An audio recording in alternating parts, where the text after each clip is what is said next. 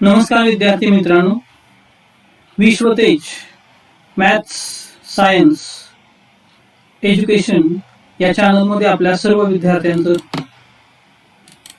सहर्ष स्वागत. विद्यार्थी मित्रांनो, आज आपण गणित भाग 1 इयत्ता 9वी मधील संच या प्रकरणातील भाग पाहणार आहोत.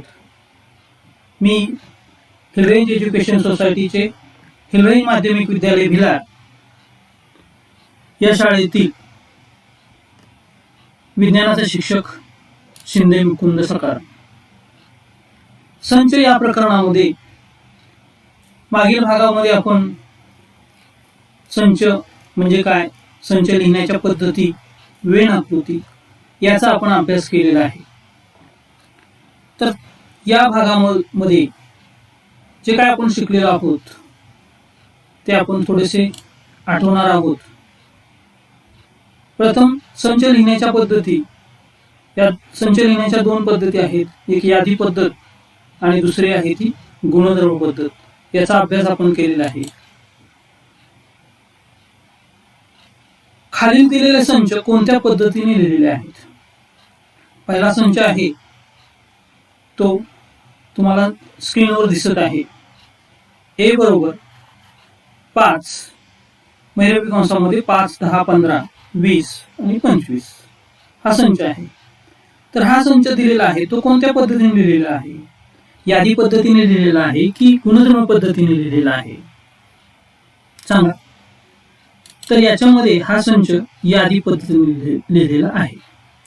आता यादी पद्धत म्हणजे काय, तर आपण यादी पद्धतीने संच लिहित असताना तो महिरपी कंसामध्ये लिहितो आणि प्रत्येक घटकानंतर घटकातील प्रत्येक घटकानंतर आपण अशा पद्धतीने स्वल्पे राहून देत असतो. तर दुसरा संच आहे. स्क्रीनवर तुम्हाला दुसरा संच दिसत आहे. डी हा संच दिलेला आहे. आता सुरुवातीला मी याचं वाचन कसं करायचं ते सांगतो. तर डी हा अशा एक्सचा संच आहे की एक्स हा डिव्हिजन या शब्दातील अक्षर आहे. आता हे डिव्हिजन या शब्दाविषयी माहिती सांगणार आहे, गुणधर्म सांगणार आहे आणि म्हणून हा जो संच लिहिलेला आहे तो गुणधर्म पद्धतीने लिहिलेला आहे. आता या भागामध्ये आपण या तासिकेमध्ये आपण संचाचे प्रकार पाहणार आहोत. आता सुरुवातीला संच म्हणजे काय, तर संच म्हणजे ज्या संचामधील घटक आपल्याला नेमके आणि अचूक सांगता येतात अशा संख्यांचा समूह, यालाच आपण संच म्हणतो. तर यामध्ये संचाचे प्रकार पाहणार आहोत. तर पहिला प्रकार आहे एक घटक संच, दुसरा प्रकार आहे रिक्त संच, तिसरा प्रकार आहे शांत संच आणि चौथा प्रकार आहे अनंत संच.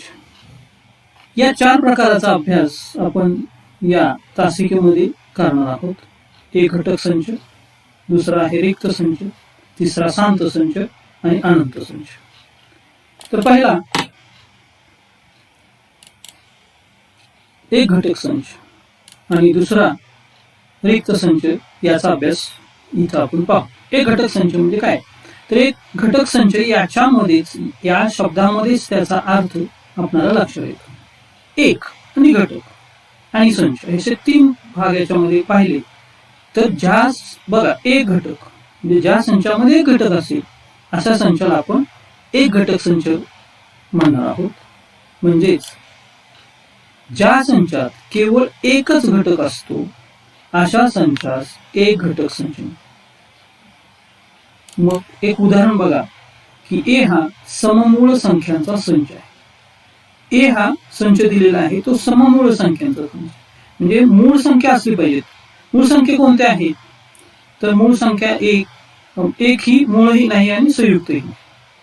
मग 2, 3, 5, 7,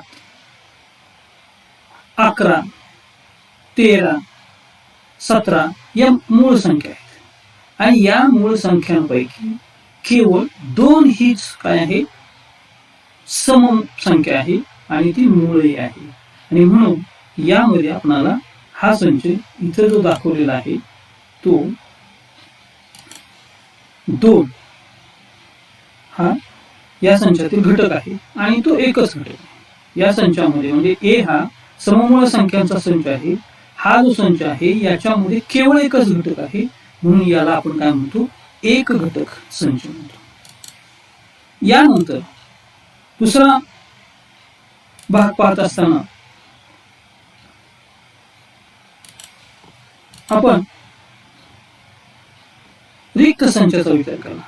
रिक्त संच म्हणजे काय, तर ज्या संचात दिलेल्या गुणधर्माचा एकही घटक नसतो अशा संचाला आपण काय म्हणायचं, रिक्त संच म्हणायचं. लक्षात घ्या, इथं बघा, आपण ज्या संचात दिलेल्या गुणधर्माचा एकही घटक नसतो त्यास रिक्त संच असे म्हणतात. उदाहरण दिलेलं आहे, बी हा अशा एक्सचा संच आहे की एक्स ही 2 व 3 मधील नैसर्गिक संख्या आहे. आता लक्षात घ्या, 2 आणि 3 या ज्या संख्या, आपण संख्या रेषेचा जर विचार केला तर 2 आणि 3 मध्ये याच्या दरम्यान असलेली नैसर्गिक संख्या. आता 2 आणि 3 याच्या दरम्यान असलेली नैसर्गिक संख्या आपणाला सांगता येत नाही. यामध्ये अपूर्णांकी संख्या आहेत, दशांश अपूर्णांकातील संख्या 2.05, 2.06 असं आपल्याला सांगता येतील, परंतु नैसर्गिक संख्या सांगता येणार नाही.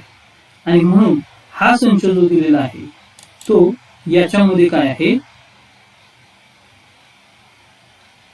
हा संच आहे, याला आपण काय म्हणायचं, रिक्त संच म्हणायचं.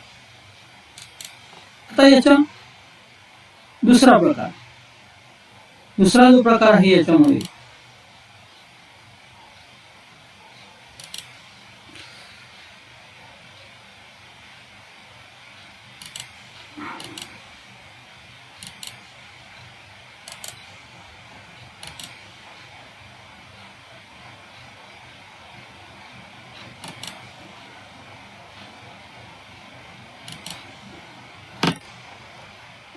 संचाचा दुसरा प्रकार आहे शांत संच आणि अनंत संच.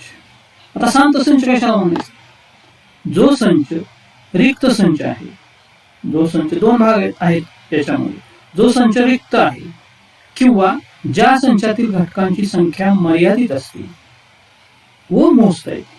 म्हणजे एखादा घटक आपण एखाद्या संचातील एखादं उदाहरण घेतलं आणि त्या उदाहरणामध्ये संचातील घटक आपल्याला मोजता येत असते किंवा यादी केली तर मर्यादित असते. उदाहरणार्थ, एखाद्या वेळी आपण बाजारात जात असतो, तर बाजारातून ज्यावेळी दुकानातील साहित्य आपल्याला खरेदी करायचं असतं त्यावेळी आपण काय करतो, तर यादी करत असतो. आता ही यादी जी आहे, ही यादी ही कधीतरी संपणार असते. म्हणजे यादी करायला गेलो तर साहित्यांची यादी 20 असेल, 25 वस्तू असतील, 100 वस्तू असतील, म्हणजे ही यादी काय असते, मर्यादित असते. आणि म्हणून याला शांत संच म्हणायचं. उदाहरणार्थ, सी हा पी चा असा संच आहे की पी ही 1 ते 22 मधील 4 ने विभाज्य संख्या. आता लक्षात घ्या, 1 ते 22 मध्ये पहिलं लक्षात घ्या की 1 ते 22 मध्ये कोणकोणत्या संख्या आहेत, तर 1 ते 22 मध्ये 1, 2, 3, 4, 5, 6, 7, 8, 9, 10 अशा पद्धतीने 20, 21, 22 अशा संख्येमध्ये येतात. परंतु त्याच्यामध्ये 4 ने विभाज्य असलेल्या, म्हणजे 4 ने भाग जाणाऱ्या संख्या कोणत्या असतील, तर 4 असेल, 4 एके 4, 8 असेल, कारण 4 दुणे 8. मग या संचामध्ये येणाऱ्या ज्या संख्या आहेत, घटक आहेत, ते सी बरोबर 4, 8, 12, 16, 22 हे यामध्ये घटक आहेत. म्हणजे थोडक्यात या संचाचं उदाहरण जर आपण पाहिलं, हे जे उदाहरण आहे, सी हा असा पी चा संच आहे की पी ही 1 ते 22 मधील 4 ने विभाज्य संख्या आहे. आता 4 ने विभाज्य संख्या आहे याचाच अर्थ याच्यामध्ये 4, 8, 12, 16, 22 या संख्या येतात. ही यादी केली तर यादी संपते, थांबते, आणि म्हणून याला आपण काय म्हणतो, शांत संच म्हणतो. आता अनंत संच. अनंत संच म्हणजे काय, तर ज्या संचातील घटकांची संख्या अमर्याद असते व मोजता येत नाही त्याला अनंत संच असे म्हणतात. इथं बघा, शांत संच आणि अनंत संच, तुम्हाला फरकही लक्षात येईल. की शांत संचामध्ये घटकांची यादी केली तर ती मर्यादित असते, ती यादी मोजता येते. परंतु अनंत संचामध्ये घटकांची संख्या अमर्याद असते किंवा मोजता येत नाही. यादी केली तर कुठेही थांबत नाही, ती यादी वाढतच जाते आणि म्हणून त्याला आपण अनंत संच म्हणतो. याबाबतचं उदाहरण जर घ्यायचं झालं तर नैसर्गिक संख्यांचा संच. नैसर्गिक संख्यांचा संच जो आहे तो n अक्षराने दर्शवला आहे. आता नैसर्गिक संख्यांचा संच कोणता आहे, त्याच्यामध्ये घटक कोणते आहेत? 2 3 4 5 अशा पद्धतीने अनंत 1 2 3 4 5 च्या पुढे 6 7 8 100 1000 2000 कोटी अब्ज अशा अनेक घटक यामध्ये असणार आहेत आणि म्हणून तो नैसर्गिक संख्यांचा संच हा अनंत संख्यांचा संच किंवा अनंत संच असं म्हणता येतं. आता पुढील संच यादी पद्धतीने लिहून शांत की अनंत संच आहेत ते सांगायचे आहेत. आता मागील भागामध्ये संच यादी पद्धतीने कसे लिहायचे किंवा गुणधर्म पद्धतीने कसे लिहायचे याचा अभ्यास आपण केलेला आहे. आता दिलेले संच आहेत ते आपल्याला यादी पद्धतीने लिहायचे आहेत आणि मग ते संच शांत आहेत की अनंत आहेत ते सांगायचं आहे. उदाहरणार्थ पहिला संच दिलेला आहे. ए हा अशा एक्सचा संच आहे की एक्स हा एन मधील घटक आहे. एनचा एन मधील घटक आहे. एक्स हा एनचा घटक आहे. एन म्हणजे काय तर नैसर्गिक संख्या आहेत. आणि पुढं आणखी एक पुढच्या बाजूला अट दिलेली आहे, एक्स ही विषम संख्या आहे. आता विद्यार्थी मित्रांनो, हा जो संच दिलेला आहे तो कोणत्या पद्धतीने दिलेला आहे, संच लिहिण्याची पद्धत कोणती आहे, कोण सांगू शकेल? तर संच लिहिण्याची पद्धत ही गुणधर्म पद्धत आहे. आता हा संच मला गुणधर्म पद्धतीत आहे, तो मला प्रथम काय लिहावा लागेल, यादी पद्धतीने लिहावा. मग यादी पद्धतीने तो संच कसा लिहायचा? तर पहिली अट आहे की एक्स हा नैसर्गिक संख्या आहे आणि एक्स ही विषम आहे. मग नैसर्गिक संख्या आहे आणि विषम आहे असे घटक कोणकोणते आहेत? 1 आहे, 2 आहे, 3 आहे, 4 आहे, 5 आहे. बघा संच तो तुम्हाला इथं स्क्रीनवर दिसत आहे. 1 3 विषम संख्या म्हटल्यानंतर 1 3 5 7 अशा पद्धतीने 9 आहे, 11 आहे, 13 आहे. मी एवढेच लिहिलेले आहेत, परंतु पुढचा जर विचार केला 9 11 13 15 17 अशा पद्धतीने ही यादी करायला तुम्ही जर गेलात तर ही यादी पुढे वाढत जाणार आहे. यादी करायला गेलो तर थांबणार नाही, थांबू शकत नाही. अमर्यादित यादी आहे आणि म्हणून हा संच झाला अनंत संच. आता दुसरं उदाहरण बघू आपण. बी हा एक्सचा असा संच आहे की एक्स हा एन संचामधील घटक आहे. आता एन हा एन जो दर्शवला आहे तो नैसर्गिक संख्यांचा संच आहे आणि पुढे एक अट दिलेली आहे की 3x वजा 1 बरोबर 0. म्हणजे एक्स हा असा आहे की नैसर्गिक संख्यांच्या संचांमधील तो घटक आहे आणि एक्स हा 3x वजा 1 बरोबर 0 आहे. म्हणजे इथं जर पाहिलं आपण याच्यामध्ये तर इथं जर पाहिलं तर इथं आपल्याला ते समीकरण दिसते. काय दिसतंय? 3x वजा 1 हे समीकरण आहे. तर सुरुवातीला आपल्याला हे समीकरण काय करावं लागेल? सोडवावं लागणार आहे. आता हे समीकरण सोडवत असताना आपल्याला विचार करावा लागेल की 3x वजा 1 बरोबर 0. इथं पहा 3x वजा 1 बरोबर 0. मग 3x वजा 1 बरोबर 0 आहे. मग x ची किंमत मला काढायची आहे, तो वजा 1 आहे. तो वजा 1 या बाजूला गेला, वजा 1 चा तो होणार आहे ऋण 1 चा या बाजूला बरोबर चिन्हाच्या उजवीकडे गेला की धन 1 होणार आहे. म्हणून इथं आलं 3x वजा 1. पुन्हा मला x ची किंमत काढायची आहे. मग x ची किंमत बरोबर 1 3 गुणिले आहे, ते दुसऱ्या बाजूला गेल्यानंतर ते भागिले होणार आहे आणि म्हणून x बरोबर 1/3. लक्षात घ्या. आता x ची किंमत किती आली? 1/3.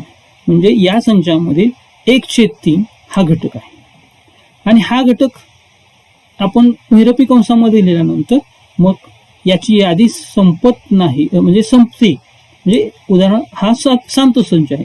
आणखी दुसरा याच्यामध्ये आपण याच्यामध्ये शिकल्याप्रमाणे हा एक घटक संच आहे. हा काय आहे? एक घटक संच आहे.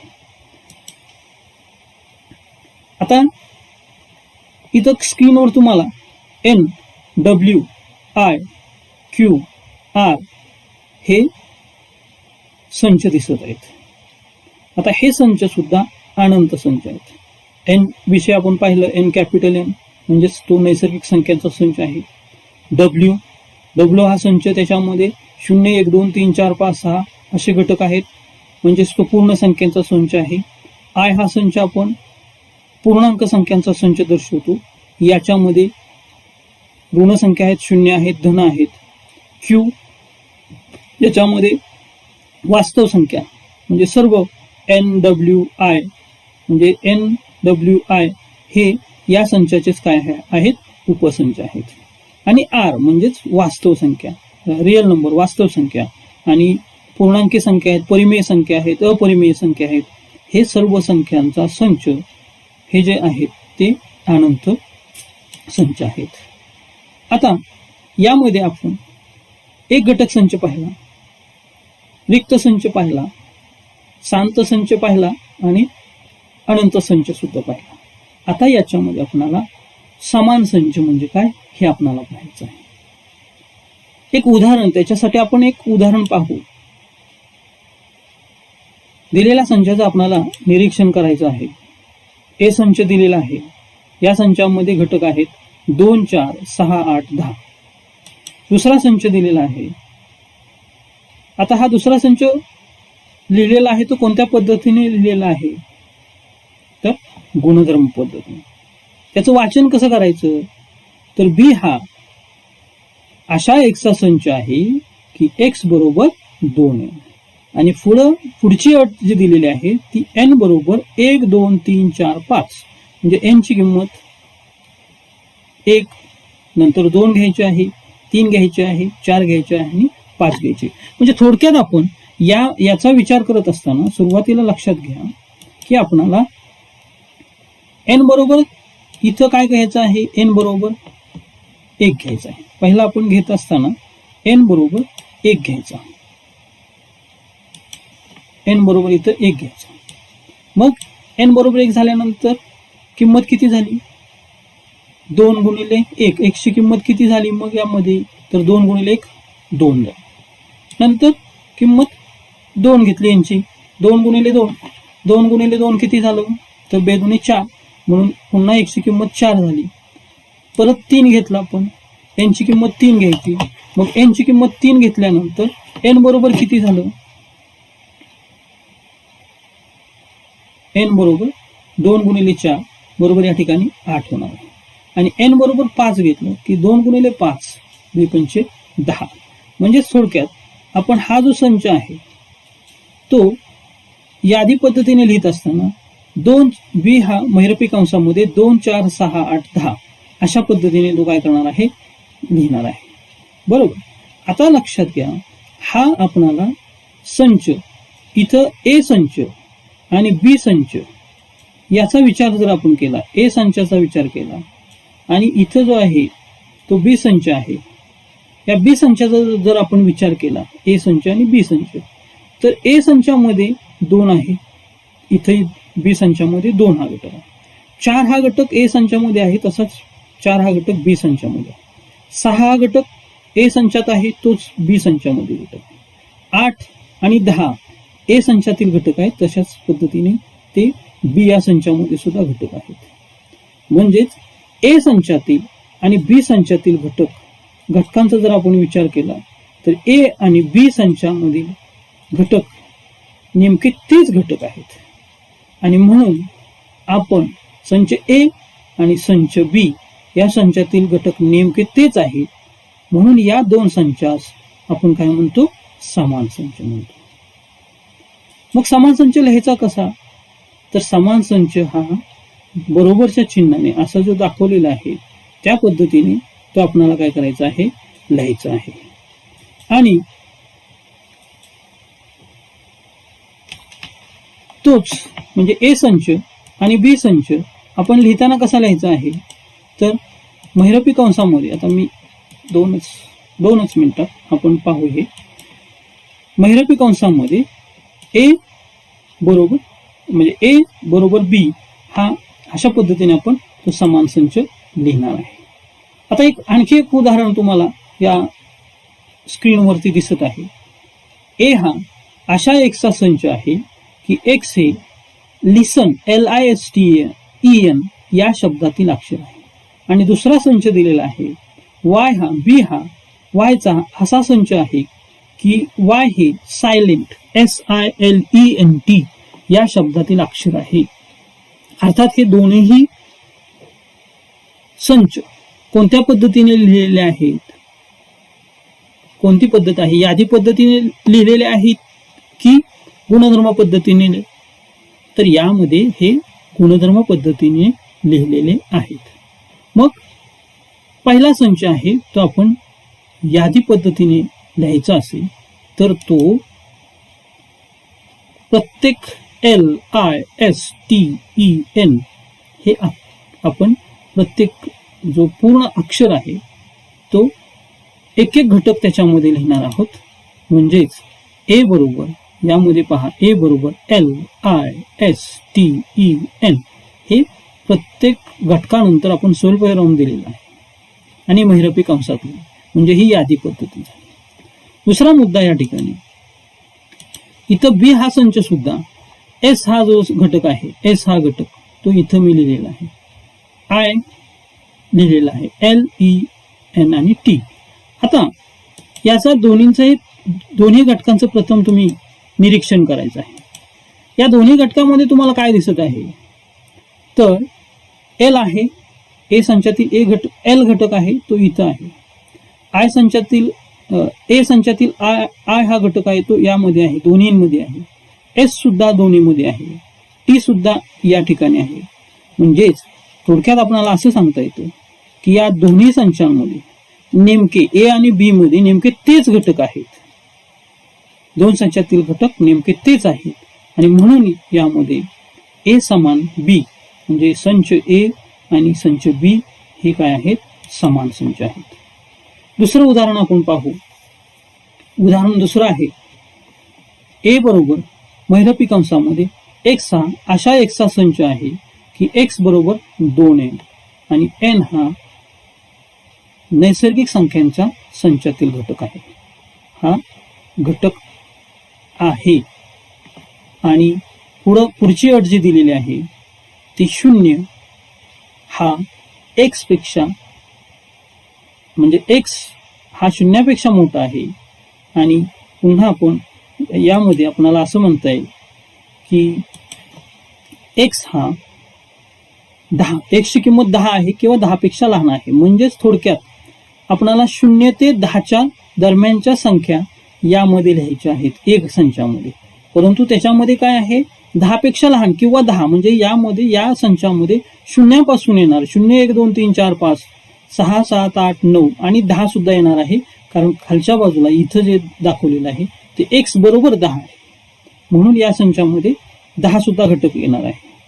आणि दुसरा संच आहे बी हा संच आहे तो वाचन कसं करायचं? तर बी हा अशा वायचा संच आहे की वाय ही समसंख्या आहे. आणि मग याच्यामध्ये पुढची अट दिलेली आहे की वाय संदर्भामध्ये वाय ही समसंख्या आहेच परंतु ती वाय बरोबर 1 म्हणजे 1 किंवा 1 पेक्षा मोठी आणि 10 किंवा 10 पेक्षा लहान असा वाय ही संख्या अशी वाय ही संख्या असणार आहे. त्याचबरोबर महत्वाची अट काय या ठिकाणी आहे? तर वाय ही समसंख्या आहे. म्हणजे आपण आता हे दोन्ही संच जे आहेत ते आपण लिहायचे कसे? तर ए बरोबर महिरपी कंसामध्ये आत्ताच आपण पाहिलं ते स्पष्ट करून सांगितलं तेच 2 4 6 8 10 आणि बी हा संच 2 4 6 8 आणि 10. आता लक्षात घ्या या दोन्हींमध्येही ए संचामध्ये आणि बी संचामधील सुद्धा घटक काय आहेत? नेमके तेच आहेत. आणि जर हे दोन संचांमधील घटक नेमके तेच असतील तर आपल्याला असं म्हणता येतं या ठिकाणी की ए व बी हे समान संच आहेत आणि ते लिहित असताना ए बरोबर बी अशा पद्धतीने आपण ते लिहितो. आता समान संचानंतर यामध्ये आणखी एक संच दिलेला आहे. एक संचाचा प्रकार म्हणा पाहिजे तर उपसंच आहे. आता उपसंचासाठी एक उदाहरण आपण घेऊ. उपसंच स्पष्ट करण्यासाठी एक उदाहरण आहे. ए बरोबर महिरपी कंसामध्ये 1 2 3 4 5 6 7 8 आणि 9 हे घटक या ए संचात आहेत. बी संचातील घटक आहेत 2 3 5 8. आता याचं जर निरीक्षण केलं तर तुम्हाला काय दिसत आहे, तर बी संचातील प्रत्येक घटक ए मध्ये आहे. बघा, बी संचातील प्रत्येक घटक ए संचात आहे हे आपल्याला कसं सांगता येईल, तर 2 हा बी संचातील 2 हा आपणाला इथं दिसत आहे. त्याच्यानंतर 3 हा सुद्धा बी संचातील 3 हा घटक सुद्धा आपणाला यामध्ये आहे, इथं आहे. मग 5 हा घटक सुद्धा इथं तुम्हाला दिसत आहे. आणि दुसरा जो घटक आहे 8 हा बी संचातील 8 हा घटक ए संचात आहे. बरोबर आहे. म्हणजेच यामध्ये आपणाला असं म्हणता येतं की बी संचातील प्रत्येक घटक ए संचात आहे. लक्षात घ्या, इथं यामध्ये ए संचातील प्रत्येक घटक बी संचात नाही, परंतु बी संचातील प्रत्येक घटक हा ए संचात आहे. अशा वेळी आपणाला बी हा संच ए चा उपसंच आहे असं म्हणता येईल. आणि तोच बी हा उपसंच हा या चिन्हाने दर्शवला जातो. लक्षात घ्या, हे चिन्ह कोणतं आहे इथं, हे लक्षात घ्या, हे उपसंचाचं चिन्ह आहे. बी हा ए संचाचा उपसंच आहे. मग उपसंच कशाला म्हणायचं, तर जर ए आणि बी, म्हणजे इथं यावरूनच आपल्याला लक्षात येतं की ए आणि बी हे 2 संच आहेत आणि बी संचातील प्रत्येक घटक जर ए संचात असेल तर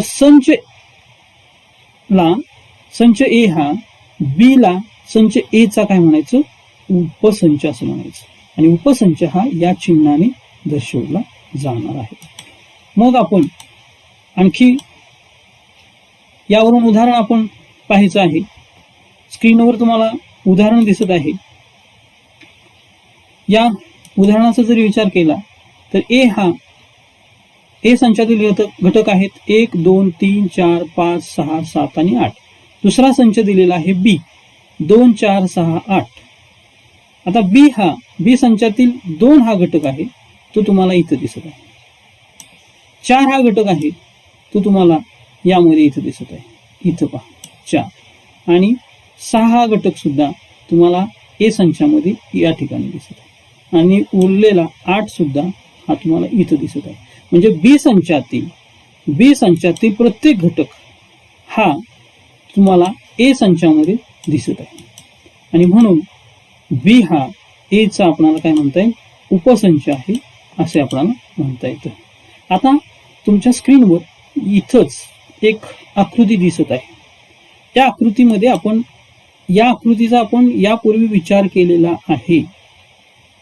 काय विचार केलेला आहे, या आकृतीला काय म्हणायचं सांगा, तर ही वेन आकृती आहे. हा ए संच दर्शवलेला आहे. ए हा संच दर्शवलेला आहे. या ए संचामध्ये 1 2 3 4 5 6 7 8 घटक दिलेले आहेत. हे घटक आहेत. आणि त्याच्याच इथं यामध्ये छोटा कंस इथं वर्तुळ जे दाखवलेलं आहे याच्यामध्ये बी संच आहे. म्हणजे बी हा ए मधीलच घटक आहेत, ए संचातीलच घटक आहे. आणि म्हणून याला आपण असं म्हणतो की बी हा ए संचाचा उपसंच आहे. आता यावरून आपण काय शिकलेलो आहोत हे महत्वाचं आहे याच्यामध्ये, की पहिला भाग यामध्ये की प्रत्येक संच स्वतःचा उपसंच असतो. ए हा ए चाच उपसंच असतो. समजा बी घेतला आपण, बी संचातील जे घटक असतील ते बी संचाचा उपसंच असतो. म्हणून आपल्याला असं म्हणता येतं की प्रत्येक संच हा स्वतःचा उपसंच असतो. दुसरा आहे रिक्त संच. प्रत्येक उपसंच हा प्रत्येक संचाचा, म्हणजे रिक्त संच हा प्रत्येक संचाचा उपसंच असतो. तिसरा मुद्दा ए बरोबर बी, म्हणजेच ए हा बी चा उपसंच आहे. जर ए आणि बी समान असतील तर हे ए हा बी चा उपसंच असेल आणि बी हा ए चा उपसंच असेल। आणखी एक उदाहरण आपण यामध्ये पाहणार आहोत।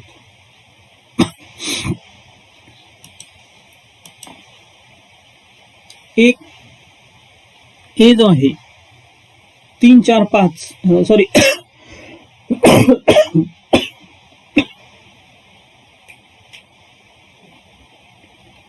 ए संच दिलेला आहे। ए संचामध्ये 3 4 7 8 या संचाचे कोणते 5 उपसंच आपल्याला लिहायचे आहेत। उपसंच लिहायचे या संचाचे उपसंच म्हणजे असे संच मला लिहायचे आहेत की त्या संचातील प्रत्येक घटक हा ए संचातील असणार आहे। आता बघा पी हा संच लिहिलेला आहे। पी संचातील घटक आहे 1 3 आणि 4। पी संच दिला मी। आता हा पी हा ए चा उपसंच आहे का बघा, तर पी संचातील 1 हा या संचातील घटक आहे, 3 सुद्धा या संचातील घटक आहे आणि 4 हा सुद्धा ए संचातील घटक आहे। म्हणजे पी हा यामध्ये काय आहे, ए संचातील घटक आहेत। म्हणून पी आपण उपसंच झाला ए चा। क्यू 1 3 7 8। दुसरं उदाहरण आपल्याला आर हा आपण लिहितो, याच्यामध्ये 1 4 8 7 हे सुद्धा काय आहेत, ए या संचातील घटक आहेत। म्हणून आर हा सुद्धा ए संचाचा उपसंच झाला। आणखी उदाहरण पाहिलं तर एस हा 1 आणि 8। एस मध्ये 1 आणि 8 हे घटक आहेत, म्हणजे ए संचामध्ये 1 आणि 8 आहे, हे सुद्धा याच्यामध्ये घटक आहेत। दुसरं उदाहरण आपल्याला टी हा संच दिलेला आहे, त्याच्यामध्ये 7 आहे आणि 8 आहे। विद्यार्थी मित्रांनो, याच्यामध्ये म्हणजे मी जे लिहिलेले आहेत पी क्यू आर एस आणि टी याच्या व्यतिरिक्तही तुम्हाला याचे उपसंच आणखी लिहिता येतील।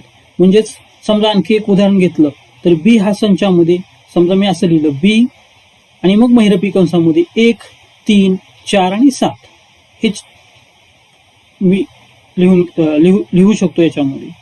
तर अशा पद्धतीने आपल्याला याचे उपसंच लिहिता येत असतात।